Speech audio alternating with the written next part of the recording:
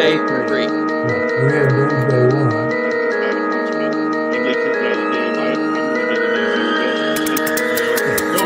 No question in my mind. He came from one of the toughest areas of Phoenix. Most of his friends were even divorced. Praying for safety and Got people on the defense talking about it. You better get your ass the ball. You better get your ball. I just gotta say, when it comes to former Dallas, For sure, they would have thrown it off because And this guy gets on you. Father from you said that I go to bed every night like G man, I promise you that we got a special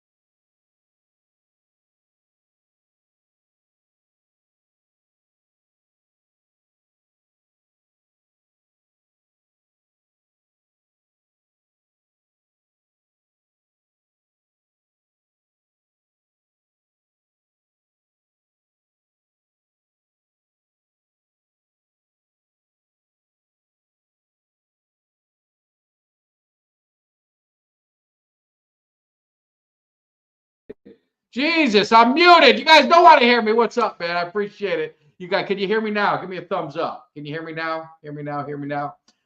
Make sure you guys hit that subscribe, like, and share. That's the only problem when I'm by myself. I got no one telling me. You guys can hear me good? That's why I need co-host. All right, perfect. So now we get things rolling, and I appreciate it. So you guys missed all my intro of begging and pleading you guys. Hit that thumbs up. Hit the subscribe, hit the share. You guys knew what the hell I was talking about. I don't need to tell you nothing. But what I was saying, Uncle Cheech, I reached out to Uncle Cheech. I said, Cheech, you know, you had that lock. Are you coming in? You coming into the cave tonight? He said, Mike Tag, I am chilling. I am reaping the rewards from that Kansas City Buffalo game. And I got to tell you, brother, I listened to Uncle Cheech. You understand? I listened. Those aren't $1 bills. These are $100 bills. I listened to Uncle Cheech. I gave him the cut. I gave him what he's due for giving me the tip to make sure you take Kansas City. And I put everything I had left in my Hard Rock app on Kansas City to win. And they did that. So I appreciate you, Uncle Cheech. Dinner is on me at Burns Steakhouse down in Tampa. You understand what I'm saying? If you guys don't know that, you better ask somebody. So great weekend. Unfortunately for the Cowboys, it's never a good weekend because we hadn't seen that championship in so damn long. It's getting us a little crazy. But wanted to get your guys' opinion first of all. Obviously, let me get the right things going, get this thing working. I don't know if a lot of you guys saw the press conference introduction to Brian Schottenheimer, coach of the Cowboys. I want to let you guys, I did bet on the Eagles, Carl. I bet on the Eagles. And I reinvested I took my winnings from the Eagles and I reinvested it into the Chiefs. And bet your ass, this money right here is going on the Chiefs because Chiefs going to win 3 in a row. That's just the way it is. And the Eagles are going to be 1-4. But we'll get into that a little bit later. More importantly, let's talk about the announcement. Obviously, we all knew this was there. The press conference of Brian Schottenheimer introduces the Cowboys' next head coach.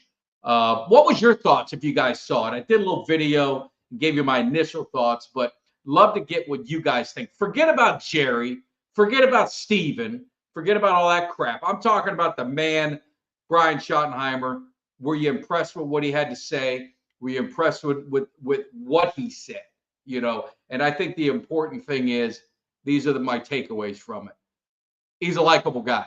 I mean, there's a reason why all those players showed up at the press conference to support him. That is what I enjoyed. I think that shows a lot of support. His philosophy on the offense. I mean, he talked about a lot of things. Us Cowboy fans were begging and pleading with this offense. Talked about motion. He talked about tempo. And that's something that we always would say, man. Dak Prescott, man, he's got the tempo. When we're moving that fast tempo offense, it's getting things going. So I gotta look at my notes because I was taking important notes. But talked about the tempo. Talked about culture. He talked about culture a lot. And the only way you're really going to change the culture is it starts at the top with Jerry and it starts at the top with Steven. So that's going to be a challenge. That's going to be a challenge. But I think, let me see. He talked about the running game. He talked about how proud he was when he was in Seattle. They led the NFL in rushing 2 years that he was there as a coordinator. So everything that he said, I liked. What I didn't like were the things that Steven and Jerry said sometimes. Jerry talked about risk taking. And he talked about that he's taken more risk in the last 5 years than he has in a lifetime. And I hope that's not true because I ain't seen much risk. I've seen a very conservative approach. I've seen a very laid back approach. I haven't seen any urgency. So ain't no risk taking I've seen the last 5 years. You guys correct me if I'm wrong. Let's see. Let me get some of the chat too. So talk is cheap. It is. Needs to show it. I mean, that's like anything. But I think what you need to look for, to me, is the character of the person. You saw him talk about his family. Any of you guys that know him, knew his father, like you know his father was a good coach. If you're in my age bracket, you remember Marty Schottenheimer. I mean, he was a phenomenal head coach. Never, no fault to him, but never could get over that AFC Championship game with the Browns. You had the drive, and then you had the fumble. I think it was Kevin Mack. Not his fault, but his teams went to the playoffs 18 to 21 years. That's pretty damn good in all them football games he won. But I agree. Talk is cheap, and it's time to see it. But I like the authority that he had. He talked off the hip. It wasn't, a bunch of notes written down. It wasn't pre-rehearsed or anything like that. So if the Cowboys aren't successful, and I've said this a lot of times, it's not because of the coach. I mean, the Cowboys were not successful at the fault of Mike McCarthy. And I would even throw Jason Garrett in there as well. I don't think Jason Garrett's a terrible football coach. I think it's the culture it starts at. But again, the players, got to be accountable. If you listen to what Michael Irvin said, he talked about obviously the challenges that Brian Schottenheimer could have being at the inside and not an outsider with the culture and with some of the players. But he also put it on players. I mean, the players are the ones that, in the offseason, are they doing everything that they could? They're talking about money. I mean, they're not talking about winning championships. And you could go back and listen to that Michael Irvin clip I did. It grew a lot of legs. And my girl, Jane Slater, she retweeted that. So I appreciate that. She's one of my favorites. But it's definitely, if you listen to that, a lot of it's on the players too. And these players got to be accountable to each other. The leadership of this team has to do it. So it can't all be on the coach. But I think the ownership and general manager plays a huge part because you got to bring in the talent. And we've got a talented team, but there are holes. I mean, we're all not idiots here. I mean, we knew some of the problems with this team going in. We knew depth was a problem. We knew we didn't have a legitimate running game. We knew we didn't have a legitimate two receiver. We all put our money on Jake Ferguson. Obviously, Brandon Cooks is nice, but he's at the tail end of his career. You were hoping Jalen Tolbert was going to step up. I mean, all these things, they did fine, but I'm talking about a threat on the other side Didn't really have one. You look at these other teams, you look at Minnesota, you look at Cincinnati, you look at Philadelphia, they've got threats. It's not one guy. I mean, there's a two-headed monster receiver, and I think you need to get that. So let me see what my man Doug. He's a long time like me, so I know he's been through it all. Can't blame Shotty. He didn't hire himself. Just hoping he has what it takes. And again, you're getting a coach with no head coach experience, and we'll get into that. Obviously, let's get Mark with the super chat, man. I appreciate it. Has a ton of experience, but simply doesn't stand out as a difference maker. He's just another guy. JJ recycles old players and coaches. Is pathetic. I hate to tell you this, my man Mark, and appreciate the super chat. Who's the oldest coach in the NFL, and what's his team been doing? And now that Pete Carroll's there, you could say Pete Carroll, but he won a Super Bowl. But who's the oldest defensive coordinator in the NFL? And what defense is one of the top defenses year in and year out? I don't care about age. I don't care about old. I need results. And Schottenheimer has never been a head coach, but there's a lot of guys who've never been a head coach and end up winning Super Bowls. I mean, you got to start somewhere, right? He had opportunities. He just didn't feel his time was right. But he coached, with a Pete Carroll who's been to the Super Bowl. He learned under his father when he coached with him. He's been around. He played under Steve Spurrier. The guy knows offense. The guy's been around some of the best minds, offensive minds and coaches in the NFL. So he's a legit coach. You ain't in this league being a coordinator, offensive coordinator, especially for 14 years if you suck. So I'm going to give him a shot. Now, again, it comes down to the ownership. And some of the things that Jerry said, I didn't like to hear. A lot of things that Steven said, I definitely didn't like to hear. I didn't like the quotes. I didn't like the smirk talking about 30 years, thinking it's funny, thinking it's not a big deal to these fans because it's a damn big deal. This team has underachieved in a lot of seasons when they should have been better. And there's been opportunity for this team to get better. And management and general manager have not done what it takes to add pieces. And that's where I say is you could say all you want about Philadelphia and we can have our fun with them if you want to. But they're going to the Super Bowl again. And why? They addressed a need. They addressed the need at running back. They addressed the need in the draft, getting those safeties early. They addressed the need picking up a DN. They addressed needs getting linebackers. They addressed needs improving their offensive line and depth and things like that.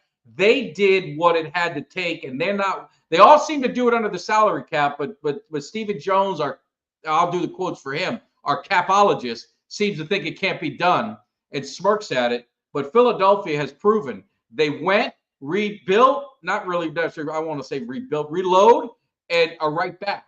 The Rams win, they rebuilt, and they're back in the playoffs in a few years with opportunity.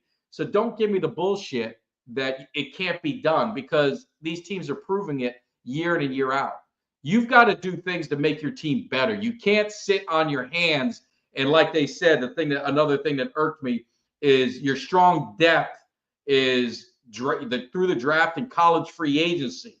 This allows you to this gives you the opportunity to get free agents that you can fill the needs and use the draft to draft best player available. Does anyone in their right mind think that they've been doing that the last 5 years?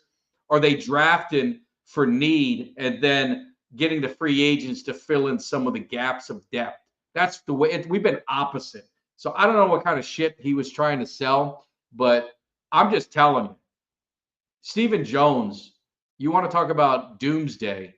The doomsday, I think he's running this team more than people realize. I think Jerry's just kind of like, the crazy uncle that comes out and tells some funny stories and reminisces. And he talked about buying the team. If I got to hear one more damn time about the risk he took buying the team, you obviously had enough money to pay $140 million or whatever it was. So yeah, you took a risk, but football is not I wouldn't call it a high risk. I wouldn't call buying a football franchise, even in the late 80s a high risk, especially even though the Dallas Cowboys were down at the time, they were still one of the most recognizable franchises in the NFL. So it was a matter of winning, and they would be right back where they were, and give him credit for getting Jimmy Johnson. One of the other things was he was talking about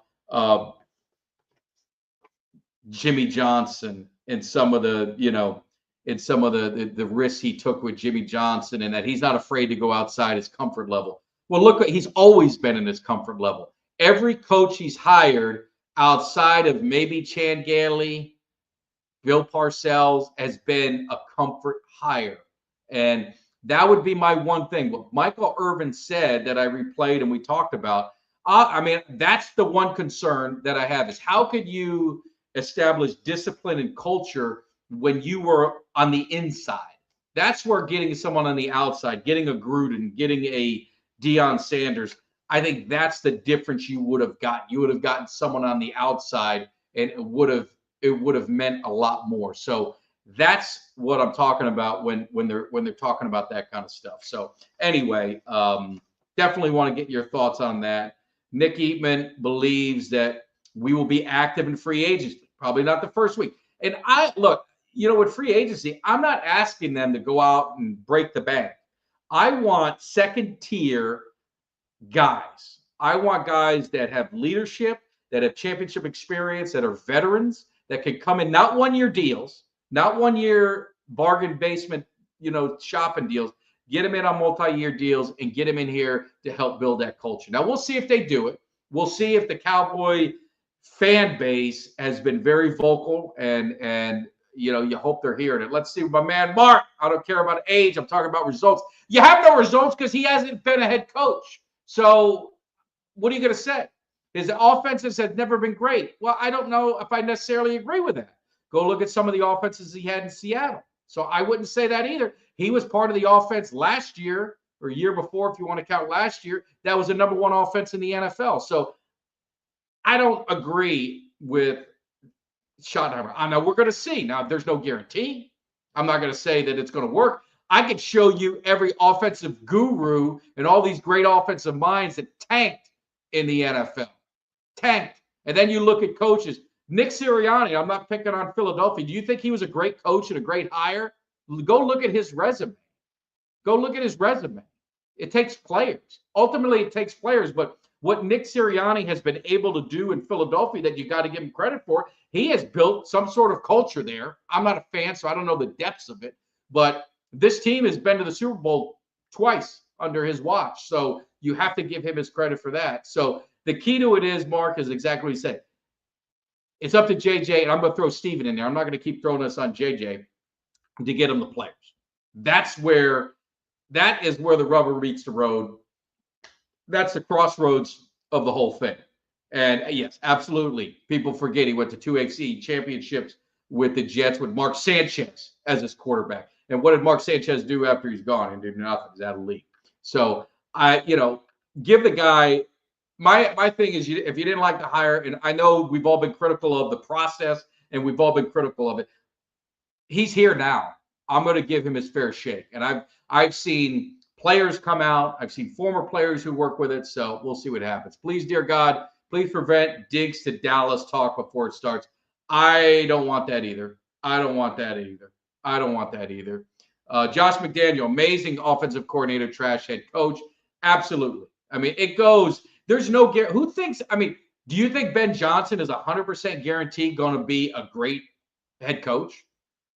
Norv Turner, all you old Cowboy fans, man, come on now. Norv Turner, one of the best offensive coordinators in Cowboys history. Go look at his track record as a head coach. Wasn't so good. Dave Wannstedt, phenomenal defensive coordinator with the Cowboys. Head coaching record wasn't so great. He was average. There's no guarantee. It's all about the structure. Howie's one of the best GMs. That I'll give you, Carl. You can't knock him. I mean, Kelly and I were getting into it a little bit on Twitter. He seems to think Dallas is going to be in last place in the next 2 years. I don't think so. I think they still the core talents there. Philadelphia is obviously they're the champs. They're the champs, and everyone has to gun for them. So they are the number one team in the NFC East. You got to give them their due until something changes. And it matters with Barkley. Barkley was an unbelievable pickup, better than I would have imagined.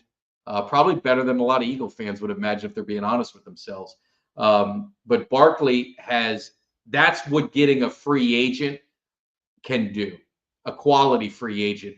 He changed that whole team himself because Jalen Hurts is not a good quarterback. He's average. Even his receivers say it, but what he does, his ability to run the ball, and then you have Saquon Barkley that takes a lot of pressure off the quarterback. I mean, it's a recipe for success. So you can't hate on it. You can't hate on it. So I'm not a fan of Shotty hire, but I'll give him his fair shake. That's all you can do until he proves you otherwise. I mean, that's all we could do. Like I said, man, what are you going to do? If you're a fan of this team, you got two options. You either support the players and coaches. Notice I just said players and coaches. And you hope that the organization wakes their ass up and helps get some talent to fill in some areas of need, draft well, of course, and you give them a chance. And if it doesn't work out, then it doesn't work out. I mean, we're all going to be pissed off, and the Cowboys ownership is going to have to pay the price of it. So maybe our new coach will be good. Maybe he'll suck, but unless the Joneses attack free agents the offseason, I don't expect much change. And that's the key, Chris. Thanks for the super chat. Appreciate the love. It's all to me. That's why I'm not so worried about the coach, because I don't think the coach is really going to matter. I think he's fine. I think he's a good head. I think he could be a good head coach. I think the key is going to be defensive coordinator. And you're hearing Eberflus, and it sounds like he's going to be the guy. And I think he's a good defensive coordinator. So it's going to be a matter of how they mesh together. I think the offense, if you've seen the offense the last 3 years, that's the offense you're going to see. But like I said, Shotty talked about more motion, cut splits, tempo, and running the football. So that's the things that he sees that would be different, that he wants to be installed. He said, up tempo allows him to play a little bit more free. He said culture, I don't know how many different times. Free agents I talked about. And I'm sick of Jerry talking about hanging in the rim. Hanging around the rim, I'm over. There'll be tweaks and changes to the offense. That's what he said. And he was a backup quarterback at Florida. He played under Steve Spurrier. For those of you guys don't know, as a backup quarterback, he threw the first touchdown pass in the championship game where they won a national title. So Jones said this was a thorough process. I don't know if I buy it, but he says he hears the fans taking shots. So it's going to be interesting to see what happens with this team. I know they're going to feel the heat. My season tickets are up for renewal, and I called my ticket, my agent, and I said, you know what? I like what Jerry had to say. I like what he talked about incentive-based contracts. I like it. I think we should install that. I want an incentive-based ticket package. If this team sucks, I want a refund. I want some money back. If this team is good, I'll pay the premium price. That's what I'm talking about. I don't mind paying a premium price for a premium product. But I said, put me on the incentive plan. That's what I want. So we're going to see what they say. She's going to talk to Jerry about it and let me know what he has to say. But if he's a man of his word, a man of honor, that's what he wants our guys to do. So I expect the same. Coach definitely deserves a chance. Didn't like the coach search. I didn't like the coach search either. That's what I'm saying, Mark. I think we agree. I think at the end of the day, you and I are getting to the same spot. He should have interviewed 15 people and not wait so long to get rid of McCarthy. I agree too, but I think McCarthy was supposed to be here. I think that went south. I think they tried to kind of get us back against the wall. I think they tried to hit him either with a short contract, throw Witten in there as heir apparent, do this kind of stuff. And I think Mike McCarthy said, hey, I think I'll walk away. He walked away with no job. I mean, he may get the Saints job. He may not. You don't know. That's the only job left. So if the Saints fill that job, he's going to be, he might be with Gruden on that podcast, and then we can really, that's what I'd love. I'd love to hear his real thoughts. Now, he probably won't do it, but I'd love to hear his real thoughts. Need a running back early in the draft. And I'm glad you said that, Doug. You might be my co-host because you're segueing into what I was going to break into. And let's, we got our coach. There's no turning back. The NFL draft is our next kind of spot, right? You're going to get free agency and all this kind of stuff. Everything's going to be happening. But we've got the NFL draft approaching. Can the Cowboys afford to get rid of or to pass up Genty and not get a running back early? That is the $1 million question. And that's where I need your comments. One more super chat before I get going. Any solid potential free agents, receivers we can nab so we can get BPA in the draft? That's what they said they were going to do. That's what Steven, they said that's their philosophy. And I don't know if that's true or not. So many running backs in the draft, so we don't need one in free agency. Aloha, my friend. Aloha. Coach, any solid? Yep, definitely. So let's look at it. Let's see if I can share my screen and see if we've got it. And I will share. And let me see. Do you guys see me? All right, there we go.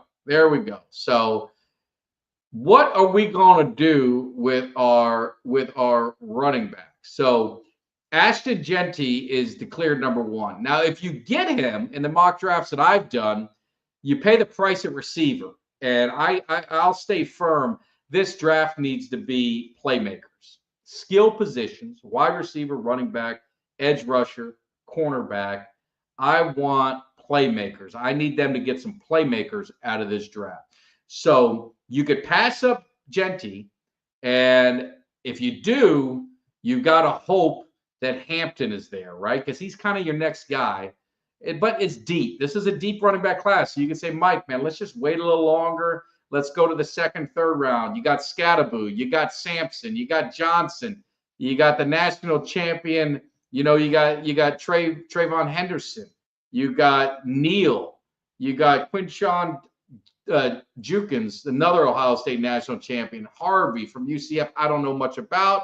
Giddens, I don't know much about. Auburn always puts out running backs. You got the big kid from Michigan.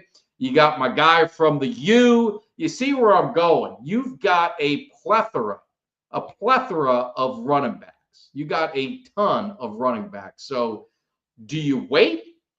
Or if Genty's there, I mean, you see how important, good running back is. Go look at, obviously, Buffalo, even though they lost. I mean, Cooks was a huge reason why they were in the AFC Championship. And then you look no further than in your own division, and you look at a Saquon Barkley, and you see the difference that he made with that team. He got him to the Super Bowl on his back. He's going to have a lot of tread on those tires. We'll see how he does next year. Typically, running backs that are 2,000 plus yards, they hit that wall. They don't really have another good year the next season. So we can get a running back in 2 to 3. I agree. I don't know if you guys agree, but I almost want Genty to be gone before the Cowboys pick just to eliminate that conversation. Because I think it's going to be a tough conversation. He's a special back. I mean, obviously he got a lot of tread on them tires this past season, but he's still a young kid. And see what happens. Mason Graham, yeah, I want a receiver. I get it. I want a receiver though, but there are, if you look at the big board, it's going to depend on how some of these, things shake out. You got to think Abdul Carter is going to be obviously gone. Mason Graham, I mean, that's a big dude, defensive tackle. We need it. The only thing that scares me, it's Michigan. We've been jinxed by Michigan defensive linemen, but I'm not going to let that scare me. But I think he's going to be gone. Will Johnson, the cornerback, I mean, that is something that you could look at because you don't know what the future is with Diggs. You don't know what the future is with Diggs. So I'm okay with receiver, edge rusher, running back, cornerback.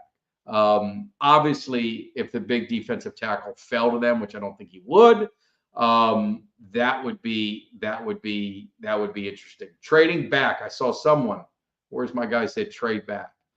Trading back, I do not have a problem with that if they can gather more picks. Obviously, they gave up their fourth, so if you can pick up some extra picks, maybe recoup some stuff you lost, I definitely would do that. I definitely would do that.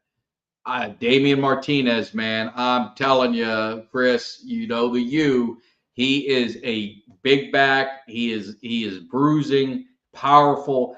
He got deceptive speed. He's another one. Doesn't have a lot of tread because Miami, even though he's only there a year, they use a lot of running backs, so they don't get a ton of carries. He's still got over 1,000 yards, but he doesn't get it. They share. So he doesn't have a lot of tread on his tires. So he's another guy that you can get. Yeah, I don't think the one dude makes 12. Restrepo, see, that was a thing my son and I were talking. So if you took Genty, then when you get into that second round, if you want a receiver, that's where you're kind of in that Restrepo area. And I don't know if I see Restrepo as the 2 with CD. I see him as a 2, but playing kind of that slot, playing that role. But I don't know. I mean, I love Restrepo. He catches everything. So we'll see. Running back who can catch. Yep, that always helps. Genty didn't have a lot of catches. But yeah, Restrepo. Oh, he's more than a top 15 receiver. He's more than a top 15 receiver. Yeah, he's linebacker. He looks like a linebacker. That Michigan running back should be a linebacker. And I'm not opposed to the Cowboys getting 2 running backs. I'm not opposed to them grabbing Thunder and Lightning, or Lightning and Thunder, whichever way it goes. I wouldn't have a problem with that. I think they need to get that running game going. Some people say, "Hey, Mike, man, the offensive line, man, your offensive line's no good." I'm telling you, if you watch the last half of our year, that line was gelling. That line, that run blocking. Look at Rico. He was one of the top running backs if you just looked at the last half of the season. He finished his yards per carry like 4.8 yards a carry, which he was around like 3 when they were doing the whole running back by committee and the offensive line, was still kind of getting through. So I think maybe I'm one of the few, but I think our offensive line is going to be one of our bright spots in 2025. Yeah, and you can keep Rico. I think you could keep Rico, or have the 3 and bring Rico in and have the 2 guys you could draft. Absolutely. I mean, Rico will probably want to go somewhere else if you draft 2 running backs. I think he'll want to try and find a spot where he can kind of get more opportunity. But we'll see. Smith, Hoffman, BB, Bass, Guyton. I think you're going to see a jump from Guyton. A lot of people have given him a lot of shit, a lot of heat.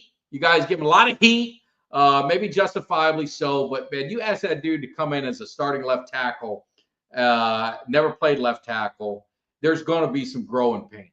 But I think if he puts the work in the offseason, he can make that leap. You don't need an all-pro at every position. I mean, people always talked about that great wall. They didn't have all-pros at every position. Kevin Gogan, he brought a nastiness to that line. 2-A, same type of thing. These guys weren't highly touted linemen, but they came together, and that's a lot what Michael Irvin talked about, man. They meshed together, man, and that's what you got to do. So I think our line is going to be good. I think our line's going to be good. Maybe, like I said, maybe I'm crazy. Top wide receiver, really, really good. I'm afraid we might nab a wide receiver out of need, as we did Kavika Pittman. The wide receivers that are up in that spot are legit. And the thing is, I remember them days of Shante Carver, Kavika Pittman, Ebenezer Ekubon. The wide receivers are legit, that top half, that are going to be in the first round. And the thing that you see with these receivers, they're so far more advanced than years past because of the offenses the colleges run. I mean, these guys are coming out making impact right away. I mean, there's no like, hey, it used to be by the third year, the wide receiver, that's when you kind of really get going with them. I mean, they're coming out of the gate. They're coming out of the gate balling. So I wouldn't at 3 million. That's probably, yeah, I wouldn't spend a ton. I wouldn't spend a ton. I'll be honest with you, man. I don't want to draft an O lineman with the 12th pick, man. I'll be pissed.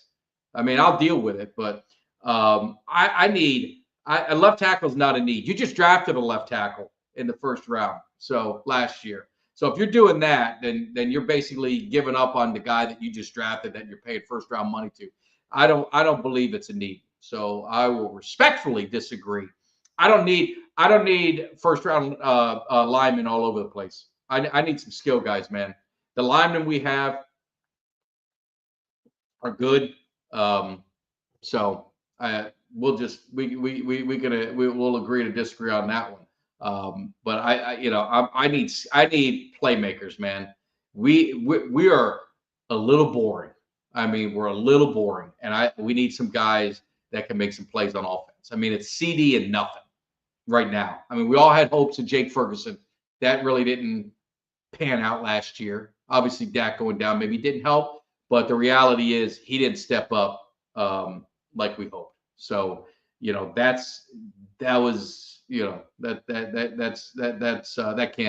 can't happen again.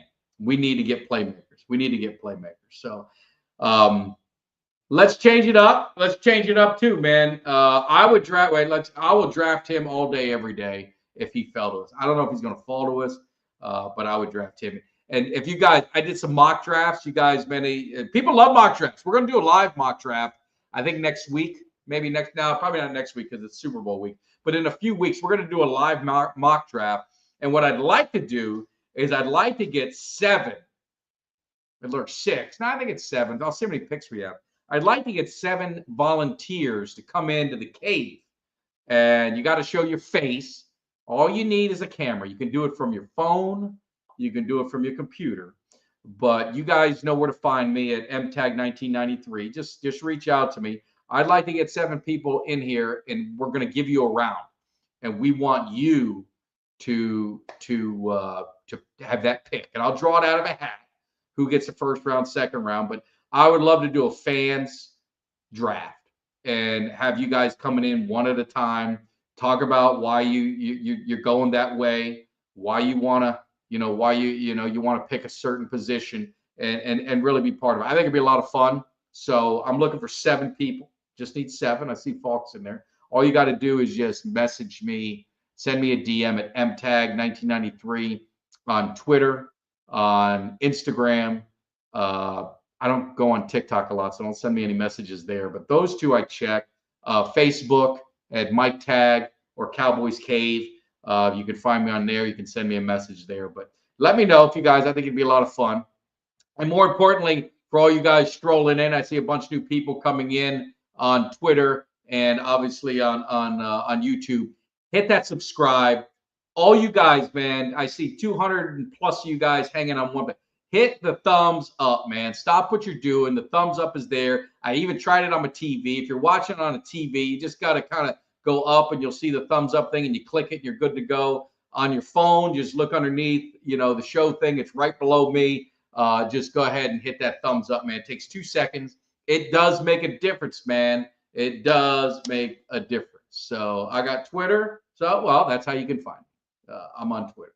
mtag1993 if you guys don't know. But make sure if you guys knew also hit that subscribe. So let's get into the Super Bowl. Let's get into the Super Bowl. We got the matchup. I think a lot of people thought. It was interesting. A lot of Cowboy fans, they really wanted Washington. I'll tell you, not that I wanted Philadelphia, but I didn't care who comes out of the NFC East because I think they're going to lose to Kansas City. But I thought it would be fun is if Philadelphia goes to the Super Bowl and loses again, they would be 1-4 in the Super Bowl. That's got to be kind of embarrassing. I mean, that's borderline Minnesota Viking territory, Buffalo Bill territory. of embarrassment. I mean, they did get one Super Bowl, and it was funny. I was talking to a Patriots fan, and I didn't know this, but there was a lot of very questionable things that happened. A lot of curious things that happened during that Super Bowl with players catching the ball out of bounds, some phantom calls and stuff. So I might have to get him on this show and break it down for us. But even their title was tainted. He said that the Philly special was actually a legal formation and flag should have been called. So I don't know. But 1-4. No, 1-4 is more embarrassing than 29 years. I hate to break it to you, Carl. 1-4 in the Super Bowl would be embarrassing. Now, 2-3, that's a big difference. If you win multiple Super Bowls in a franchise, you're well respected. You're well respected in NFL history. You're going to go down in NFL history. So that's where I'm kind of at with Philly. It's like the enjoyment of seeing them go 1-4 is pretty exciting. And I told you guys, I won money. All this is going back on Kansas City. I'm not playing no games. I saw the line, and I'm going with Kansas City, and I'm taking all my winnings, and I'm going to put everything on Patrick Mahomes to get that three-peat. Now you could say, Mike Tag, three-peat. What is it? That makes history. You don't want them to have the history before the Dallas Cowboys ever got the three-peat. I say, for this time, I can handle it. I can handle it, and it would be good. I mean, Mahomes he's unbelievable. One Super Bowl in 60 years. That's got to be embarrassing. That is embarrassing, don't you think? One Super Bowl in 60 years, because then they'll say, well, some teams haven't had a Super Bowl, so at least we got one. Of course, but 1-4. I'm just telling you, 1-4 has to be the most embarrassing stat. The only thing worse is 0-4, right? So that puts you just ahead of the Bills, and Minnesota is the laughing stock of the NFL. So they better win. They better win. And I just don't see them winning. I just don't see it. I don't think their offense is good enough. Now, what I would give Philly credit for, those defensive tackles are legit. And I saw Buffalo, throwing around that interior of Kansas City. So that's something that Kansas City better be careful of, because I will give Philly their due. They've got a strong defensive front, the defensive tackles, and their running back is special. But Jalen Carter, man, and those guys are tough, man. And you saw with Buffalo, like I said, man, our guy that we got rid of, Jordan Phillips, he took one dude and just basically almost threw him into the quarterback, Allen. Are they 8-0? Matt Mahomes is 8-0 over Fangio as coordinator. That is that a fact? But then I'm feeling better about my bet, man. I'm feeling better about my bet. If that's a fact, then I'm feeling good about it. Maybe we got to make this thing happen. But what do you guys seriously take some of the bias and all that for the Eagles to win? What has to happen? If we're being honest, let's go. For the Eagles to win, what would have to happen? Bus breakdown for Kansas City. Saquon Barkley would just have to basically dominate. I mean, my opinion, he would just have to dominate. Now, Cook had some good plays against Kansas City. It wasn't enough, and I think Kansas City's defense is very good. It's going to be a tough matchup for Barkley, but he's going to be a tough matchup for Kansas City. It's going to be tough. Turnovers, 100%, Rick. Turnovers are the name of the game in the playoffs and Super Bowls. And thankfully, this quarterback, he loves to turn the ball over in the Super Bowl. So that bodes well for Kansas City. I think that bodes well for Kansas City. And, looking at it, just be objective. Where do you see Jalen Hurts? The guys, this is the second Super Bowl. And he's a prime example of quarterbacks get too much of the credit and they get too much of the blame. He's not a great passer. I think we all agree to that. But he's a great runner. He's got leadership skills. I mean, I like him as a person. But I mean, if he won a Super Bowl, would you put him in the class of Mahomes? Would you put him in the class of the Super Bowl champions of past at a higher level that's been to multiple Super Bowls and won one? No. I mean, I would put him at, he's better than Dilfer, maybe Joe Flacco, Super Bowl winning quarterback. But he is not, that's why I say these things are overrated. Very overrated. Very, very overrated. 3 TDs running, 1 TD passing. That would help. That would, I mean, for them to win. Carl's talking about the Eagles to win. That would help. But but it just shows a team. This is where I'm saying with the Cowboys, where hey, you got to give Philly their due. They don't have the best head coach, right? I mean, it is what it is. It's not a knock against him, but he's not considered one of the best head coaches. They don't have a top quarterback. Not a knock against him. He just doesn't have the top. But they have a great team. They have strong running back. They've got solid to high-end wide receivers. They got a solid tight end. They got a really good offensive line. Solid at defense. They get 2 young cornerbacks that are playing very well. Not playing like rookies, that's for sure. They have assembled a very good team. And you've got to give them credit. That's what I'm saying. You don't need superstars everywhere, but you need to be a team. You need to assemble a good team. And that's where you've got to give them, you got to take your hat off and give them that. Because you can't take it away from them. They've assembled a much better team than probably most of the NFC. Now you could say, well, Detroit had some injuries, but at the end of the day, that's part of the game. That's why I don't cry about the Cowboys injuries. It is what it is. You gotta deal with it. And no one's gonna, feel sorry for you. That's just the way it is. So who's got a more talented, better roster? I think the better roster is Philadelphia. But the problem with Philadelphia is they don't have Patrick Mahomes. I think Patrick Mahomes makes up for a lot. I think that the Eagles have a slight edge at receiver. I think they have a big edge at running back. Offensive line, they have the edge. Tight end, I would say Kansas City has a slight edge.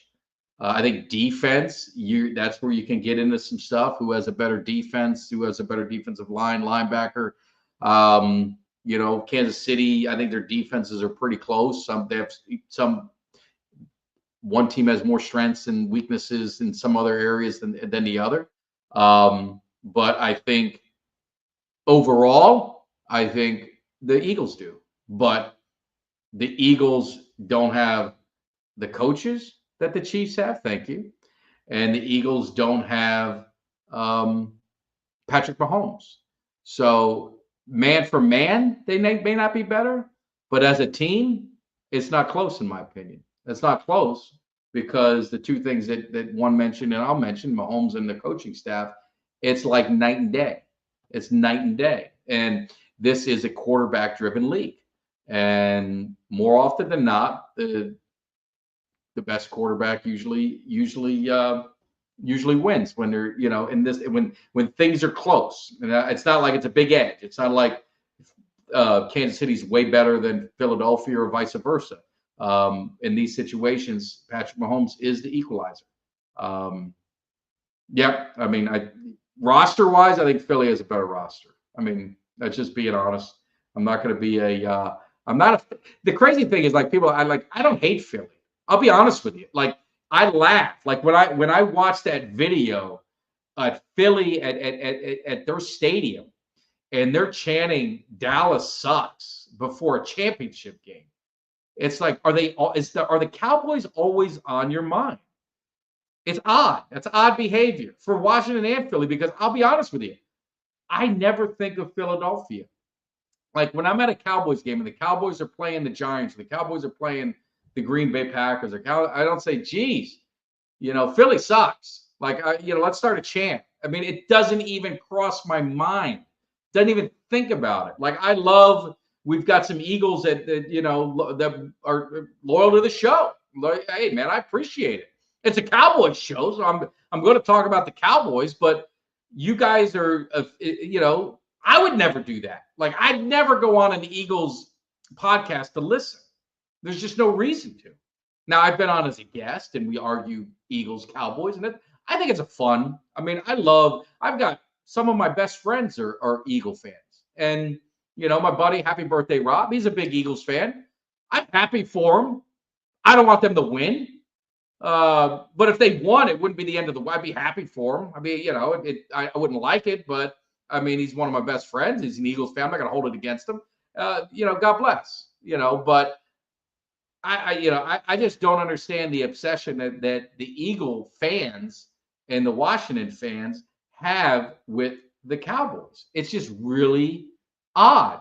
And then, like, we're obviously still relevant in their head, but they're like, well, you hadn't won in 29 years. You hadn't won in 29. Then why the hell are you worried about us? Like, I wouldn't even be worried about it. Like, if I'm a fan, I was like, shit, Dallas ain't won shit. Why the hell am I going to worry about them? I'm going to worry about my team. I'm going to worry about the Chiefs. I'm going to worry about the Lions. I'm going to worry about the 49ers. I'm going to worry about teams that are relevant. The Cowboys, you guys aren't relevant. You hadn't won in 30 years, but you still think about it. And it's like I said, man, I did a show where we talked about the greatest rivalries in Dallas Cowboy history. Dallas Cowboy history. If you got the greatest rivalries in Dallas Cowboy history, who's your top 5? And Eagles, they weren't 1, they weren't 2, they weren't 3, they weren't 4, they were maybe 5. And that's just the way it is. Like, in my eyes, as being a Cowboy fan my whole life, the Eagle rivalry is a rivalry of convenience. If the Eagles are good and the Cowboys are good, it's fun for Cowboy fans and it's fun for Eagle fans. If the Cowboys are good and the Eagles suck, it's like, who cares? But the Eagles are still like they want to be that rival. If we suck and the Eagles are good, it's like, I mean, what are you going to do? Like, I look at the Steelers. Like, I get amped up when we play the Steelers. Still to this day. They're not even in our division. I get amped up when we're playing the Packers and we play the Niners. There's so much history between those franchises in big games, championship games, playoff games. That, to me, is where the real rivalries are. Like, to me, in our division, the longtime rival's Washington. Now, it died off because they changed their name to the Redskins. I mean, that definitely hurt from the Redskins to the Commanders.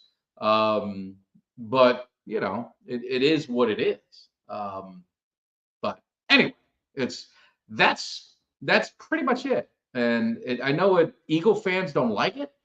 It hurts their feelings, I guess, that we don't really consider them much of a rival or we care about them that much, but they do get obsessed with us for some reason. I don't know why. It's very, very odd behavior. Fans suck. They're pestering a Commanders fan walking towards the parking lot. One guy took his knit hat. I mean, that's just being a loser. And I'm not going to put that on all Philly fans. There's assholes at every stadium. Like, I've gone to visiting stadiums.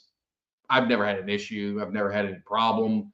But I'm a pretty quiet dude outside. Like, I don't trash talk. I don't really even say a whole lot at games. It's kind of, some people are like, hey man, Mike Tag, man, I want to go to the game, but we're going to get screamed here. And they're usually disappointed. I'm very focused watching the game. Now, at home, I'm actually more passionate at home than I am at the stadium. Don't ask me why. I get in and I'll scream, and like when things happen, I get frustrated. But I don't know. When I go to a game, I don't drink at games. I drink pregame, but I don't drink during the games because I don't want to go to the bathroom every 5 minutes. I hate getting up. I don't want to miss any of the game. I want to really focus on the game. So I've never had any altercations at road games. I've been to a bunch of road stadiums. I've never had a bad experience. And even at the games, I go to a bunch of Cowboy games.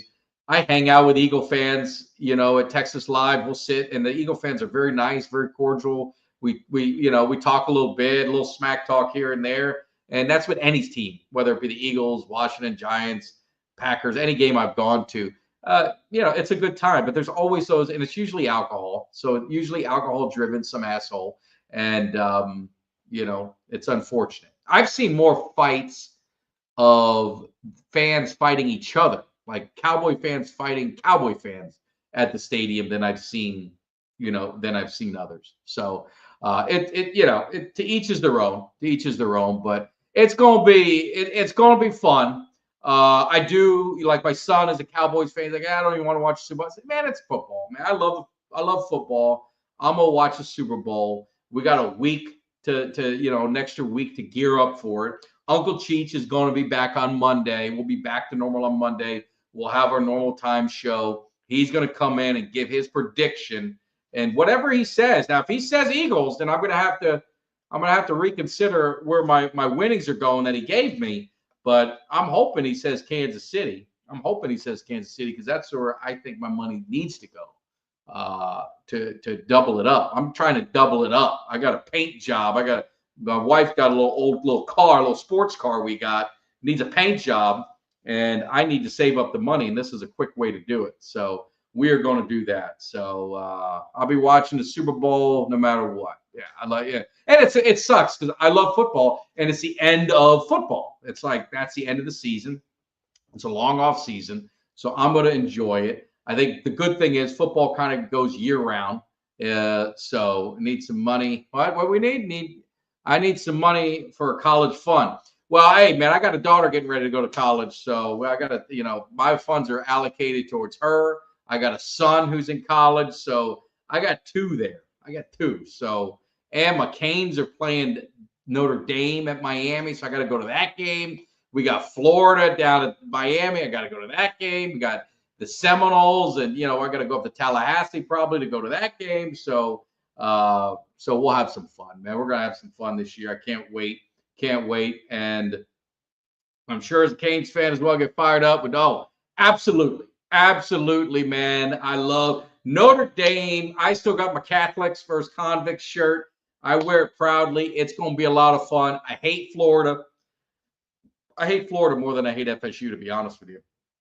I respect Florida. So Florida State, because they play us every year. I don't respect Florida. Florida's a bunch of whiners. They don't want to play us every year. So anyway, I do appreciate it.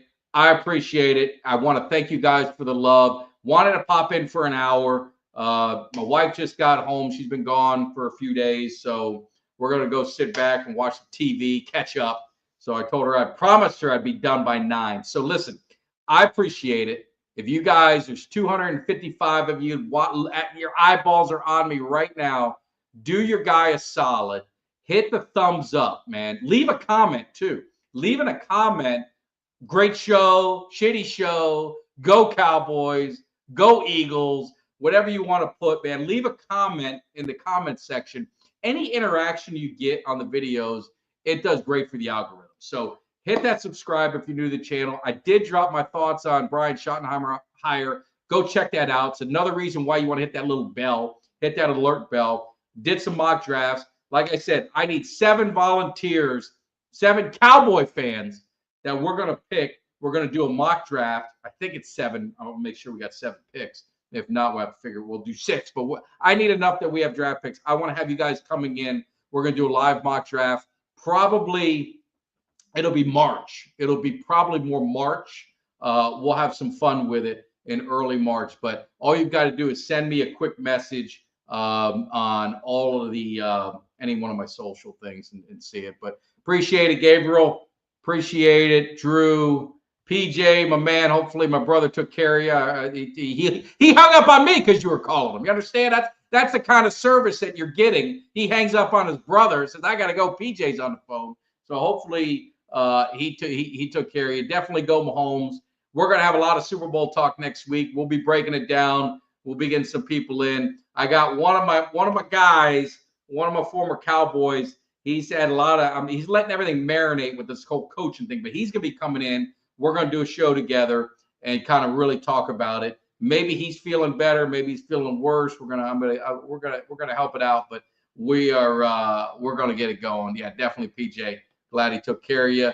And if you guys need anything, you guys know where to find me. You know where to find me on Twitter, Instagram, but of course on YouTube. You guys take care. I appreciate all the love. I really appreciate all the support from the bottom of my heart. You guys don't know. I enjoy this. I don't do it for the money. I do it for the love. I do it for the passion. Hopefully you guys feel that. And I get it back from you guys. Everyone in the chat. I can't put everything up. I can't interact with y'all. I got the phone things working, so we're going to be doing more phone calls and stuff like that. So I appreciate it, man. You guys have a great, great, great week.